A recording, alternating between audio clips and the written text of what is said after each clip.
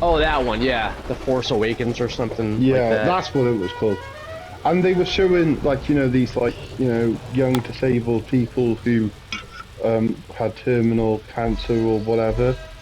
And I was like thinking to myself, man, you're showing them the series and they're just going to be thinking, what comes after? It's like, it's kind of a bit cruel in a Maybe. sense. I don't know. Those, I don't know, like, that third trilogy, it started off okay, but it didn't get better. I didn't watch the last one. I mean, it's pretty clearly, it's like the typical corporate writing by committee effect, and it seems like there was too many writers and not enough executive writers making decisions. The battle scenes were illogical as well. Yeah. Well, I mean, Star Wars has always been very cartoon physics. I mean, like, first off, in space, you don't hear any sounds, so you don't hear any of the World War II plane sounds when the X-Fighters or X-Wings and the oh, this is a cool track. Whose track is this? I love that. Ricky's. Yeah, Ricky H88. Ricky Bobby. And yeah, he's one of the. Awesome. He's one of our crew members. Or is he the crew leader? I always get him mixed with Flop. No, Flop is. Flop is the crew leader. Yeah, with AGM. Yeah, Ricky and Flop. They're always together. Wait, are these like? Are you talking WORC? Yeah. No, the GCC crew. Oh, okay. But yeah, what I was saying though, sorry, in Star Wars, there's like a lot of, like, in the last ones. Fuck. I've watched military strategists break down the military battles and just how many decisions in that were awful, Yeah.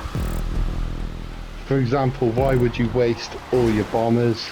Like, it just would make no sense just to waste. Well, no, they wouldn't. Actually, in Rogue One though, like, General Leia, she fucking ends up, doesn't she, like, fucking dress down the guy that, like, doesn't she dress him down for, like, wasting their whole fucking bombing fleet on this one suicide mission? Like, she dresses them down for that, so, like, that's, like, one of the few times they actually try to account.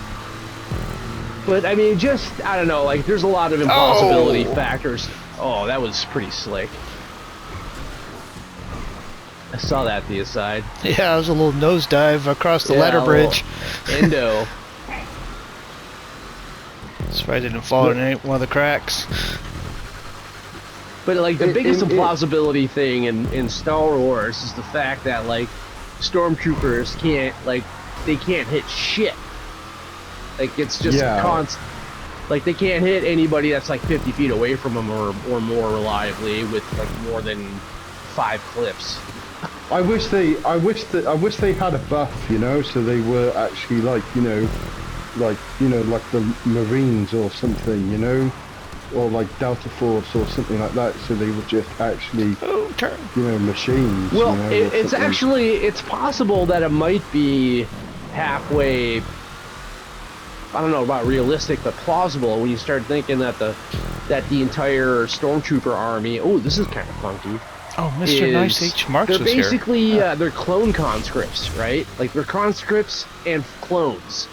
So you got to figure, like, in terms of going to your military history kind of awareness, like, conscripts are not high quality. Oh, I did not realize the track went back on itself and there. You got to figure that clones probably wouldn't really make that any better. Yeah, that's right. So I don't know, maybe it is halfway plausible. Essentially, what they're used as is sort of aerial denial, and to draw the fire out whilst their elite would take on the resistance or whatever. But yeah, I mean, I get your point about them being like dumbasses. But I always thought, imagine how cool it would be if there was a film and the film was based on just them, and it was like Saving Private Ryan or something, you know, and you get to watch their suicide missions from their point of view, where they have no chance of winning, you know. Well, I mean, wasn't that was Rogue One's kind of plot in a nutshell? Like, they're going on this suicide mission to get the... Oh, man, fucking this guy's racing. Go ahead. Geez, sorry. No, you're good. I'm just... Fuck. Was having a good race until I wasn't. Oh, but can you imagine if, you know, if they made the stormtroopers so they actually, you know, were good at firing the guns and stuff, you know? Yeah, the rebels would have never won. It'd be a totally different series of movies.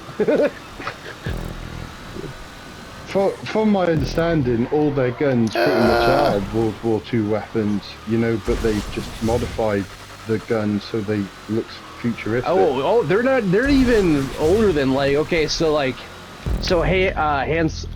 Solo's gun, that's an old, like, 1890s Mauser like pistol. Like, it was one of the first rapid shot semi-automatic pistols. And then that big, what is it, those big oversized sniper rifles that the Sand People used, those are I think those are old, oh, what is it? These are old sniper rifles. They're like these funky, like, oh, I can't think of it right now. Oh, it's a double block old school sniper rifles from like the 1890s as well. I know the blaster is a Lewis gun without the magazine. Oh, that makes sense. Yeah.